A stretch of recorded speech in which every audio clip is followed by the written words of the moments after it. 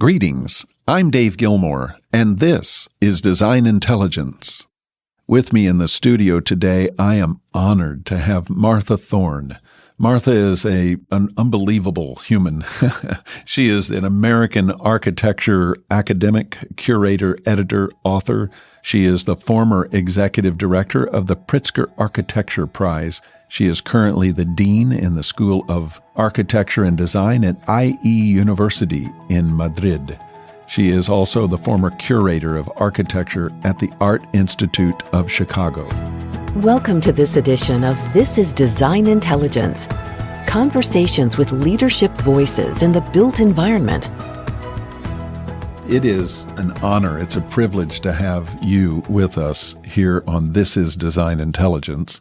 Thanks for joining me here today. Oh, Dave, it's my pleasure. It's always so uplifting to be able to talk about a subject that we're passionate about, architecture, the built environment, design, the profession. So thanks to you and your team. Well, you've had this really extraordinary career. I don't know if you see it, and sometimes we don't. The things that are closest to us, we're somewhat myopic about our own existence. But when other people get to look at things, what they see about us is through extraordinary eyes. And that's how we see you. Your deanship at the university, at the Instituto de Empresa in the University of Madrid, coupled with the many years of you overseeing the Pritzker Prize award, it's really put you in a very unique perspective, particularly in juxtaposition to many of your academic peers. Most will never experience the mix that you have between academia and the professions in the way that you have. It's been really extraordinary. Wouldn't you say it's extraordinary? I mean, honestly. I would say it has been an exciting ride. It is an exciting ride because it's still going on. And of course, we know the world is changing a lot as we speak in ways that we never anticipated a few years ago. But I have to say one thing, Dave. I've always been involved in communicating architecture, the built environment in the city. Very early in my career, working on publications, producing translations of open university texts, and working for different magazines. And then when I was a curator, first in Spain for the Ministry of Public Works, there was a gallery to highlight architecture and the built environment. And then I went to Chicago and the Art Institute of Chicago. Everything in my career has been in this attempt to understand the field, understand the changes. How is the present day linked to history and where are we going in the future? And then to be able to explain that to people, not only in the profession, but especially outside of the profession. Because as you know, I didn't train as an architect, but developed this love for it. I trained as a city planner. And I think that also has put me in a special position, not only my professional opportunities, but the viewpoint of coming from a different field and looking first as an outsider, and now with the great privilege of being super close to what happens in architecture and in our cities and the people that I've been able to meet. I think you're right. I've had an incredible series of opportunities up until now, and they're continuing through the university and the people I meet and the other activities that I can become engaged in. You're a natural learner because you're a wonderful observer. You're an observer of humans, of history, of design, of human interaction. What has this taught you about where we are today as a society across the world? And what lessons could you share with us about some of the things that you've learned along the way in this fabulous journey you're on? I have to laugh, Dave, because I often say that the great value that architects bring to the table, any table, whatever the field, whatever the realm, whether it's the built environment or politics or economics, history, whatever, architects bring to the table the ability to ask the right questions. So you're asking me a question, and I think I may have to answer you with another one, or say, I think in our conversation today, we may come up with more questions than answers. So I don't pretend to have answers to lessons for the present. What I can say is, from the opportunities to observe people and situations, I think the biggest challenge we're facing nowadays is a challenge of the need to change, the need to embrace the changes that are occurring. For example, globalization, the rise in technology, the speed of urbanization, the way that we understand the built environment because of the climate emergency. All of these factors mean that the role of architects, the role of those of us in academia, the way we conduct our institutions, our businesses, our understanding of the world has to change. I think that COVID certainly accelerated a lot. And I thought the world was changing really quickly until COVID hit. But I think it's one more example that we cannot wait. We have to embrace change. We have to create it. We have to somehow draw the roadmap as we're going down the road. And so I don't have the answers because I think they're not written yet. But I do have this intuition from what I've experienced over my career and what I'm seeing nowadays. Things are changing really quickly. Architects, designers have probably the most important mission that they've ever had in the history of the world right now. And we have to be super agile, flexible. We have to be looking more carefully than ever at what's going on, doing more research, experimenting more, and trying to respond in a very positive way to the dynamism that's all around us. I love how you said, I don't know that I have any answers, but here's what I got, pretty much, right? And I love that. At Design Intelligence, we have a leadership institute, and one of the things we say often is that the first rung on the ascension to authentic leadership is knowing that you don't know and saying so to others. And you just did that. So thank you for that. You're right. I mean, there are so many things that we can do, but there is so many more ways that we need to become. That is to say, our being must front our doing, lest we'll just go out and do more of the same destructive stuff we've done for so long. And I think part of this is that I'm not always sure that the architect understands who they are as opposed to what they're supposed to do. Did that make sense, or am I being too esoteric in that question? Well, if who they are has to do with the role that they play in society, I think it is a very difficult moment. And I think it may be a point of friction. On one hand, the past with the present, but also because there are many more roles for architects nowadays than there have been in the past. So it's hard to know exactly which definition to develop or which definition to get a hold of. I think we're being called to be women and men of all seasons, beyond just I'm here with a pen to draw something, hand it over, and say good luck on that, right? At the end of the day, the architect is the beginning. It is the way we think that creates and imagines new worlds and finds that reality. And the question is that reality that springs from our imagination responsible, irresponsible, or did we even think about that at all? And I think the architectural profession is being called on to be wholly responsible now more than ever in perhaps the history of its profession.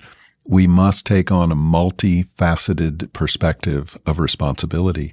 And if we don't do it, who's going to do it? Absolutely. I totally agree. It's interesting because we are demanding more of our built environment, more of our buildings, And therefore, we're demanding more of architects and the architecture profession. But I think these demands sometimes are in conflict with the traditional ways of doing things. So the idea that a client will come to an architect and say, will you please design this type of building? Or, for example, if architects know that they must follow the local ordinances or the norms or the laws, and those are not changing.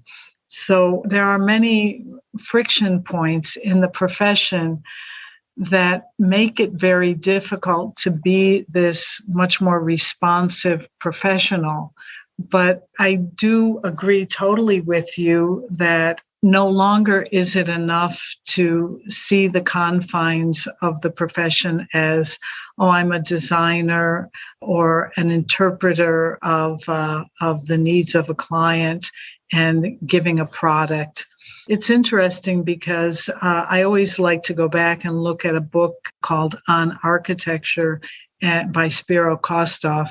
And when he talked about, this is from the 70s, he said the architect is the mediator between the client and the builder, the client and construction. The architect reflects in documents and plans what is to be realized. And that may have been in the 70s, or it may have been in even earlier in the 20th century. But I think nowadays, as you were mentioning, architects are called upon to do so much more. And this isn't always easy. It does produce friction points. On the other hand, I think the very positive aspect about that is our understanding and our ability to express to the general public the power of architecture and design. We realize that our physical, mental, and emotional well-being is greatly influenced by the spaces we occupy, by the cities we inhabit. We realize that equality or inequality is also expressed in the physical environment. Now, there are other factors in that, like economic factors, cultural factors, political factors, but it's really interesting to understand and to visualize equality and inequality and the role of public space in that. Because once we understand that and visualize it, that also empowers architects to take more control, to come up with different ideas, and to unleash the power of architecture and space, which will then, I think, in turn, produce a greater appreciation of what architects do and the importance of our built and natural environments. This is begging my next question, which we're talking here about both the being of an architect and the doing of an architect and the expanding, I should say, responsibility list of this profession. And it comes down to design education. It's perhaps more challenged now than in any prior time in our long history. The economics of education, the expectations of students, the power of relevance, both socially, economically, environmentally, all of these things, these pressing dynamics, the rising question of tenure, and even more. What do you have to say about the future of design education? Because we saw it brought into a harsh light during certainly 2020, a stumbling place in 2021 around the world in different constructs. And so what do we do? Where are we going with design education, and what needs to change and what needs to remain the same? This is one of those huge questions where I don't have all the answers. And once again, I'll share with you what I can observe and what seems to be relevant for our students here at IE, School of Architecture and Design. And on one aspect is the understanding in a very rigorous and full way the discipline of architecture. That is the design, the building, the caring for the built environment. So there is the disciplinary, the history and the presence of the discipline is at the core of education. That cannot be translated into one role of practicing the profession. That has to be, that's knowledge that goes very deep, like the roots of a tree, that the taproot that goes down very deep. But I think design education also has to extend new branches that go out horizontally, that are the branches that allow us to connect with other disciplines. They allow us to connect with things like sociology, anthropology, economics, business, politics, sciences related to the natural environment. They allow us to engage in meaningful conversations with real, on one hand, understanding and the belief that the architecture will be better and will benefit from these collateral conversations. Now, that's not to say that architects have to be specialists in everything. They have to be the best architects they can be, but just as they look at the context before they propose any intervention, any physical intervention or any design, they look at every aspect of the context, from climate to the soil conditions, the ground, the history, the culture, the economic parameters, the legal parameters. Well, by looking at these other areas, transdisciplinary areas, it will give them richer information perhaps from their constituents. It will give them richer information with which to then bring in to the project that they will be working on, or to contribute to what change will be made in the environment. So I see that, and I see that in some of the criteria for accreditation of programs, an increased emphasis on concepts of sustainability, of looking at issues of equality, of flexibility, openness. Things have not changed enormously in terms of accreditation rules or interpretations, but I think it's on the way. And I think also that the great change will come when we see many, many models of practicing architecture, and when we see architects very visible in many other places, not just in offices of architecture or design as designers, but when we see, that wonderful person in politics, the mayor of the city who is the architect, when that's much more extended, then I think we'll be making a real change in the profession, and that will have also an influence on education. Fabulous response. Thank you for that. And we were talking earlier about this responsibility that's being put on the architects, and I wish that we could see more in the curriculum journey toward the architectural degree is more emphasis on diplomacy, communication, storytelling, and influence. We have to teach these wonderful artists how to communicate in a way that is influentially compelling. I think there's power in that, and I wish that they were formally trained and taught how to do that more. Dave, I agree. And if I could just add a corollary to that, I think there's a real difference between art or storytelling and architecture. Thinking of an artist producing a work of art, or a novelist producing a text, a novel, a volume. These people express themselves, and they hope that the public will appreciate it, will enjoy it, will look at it. I think in the field of architecture, it's a two-way type of communication. It can't be that architects tell their story. Anything that architects do, we know, is a story that has many authors. Architects are more like editors of a large volume where they have different articles that are incorporated into it by many people. And those people in the past may have been the client, may have been the construction company or the artisans.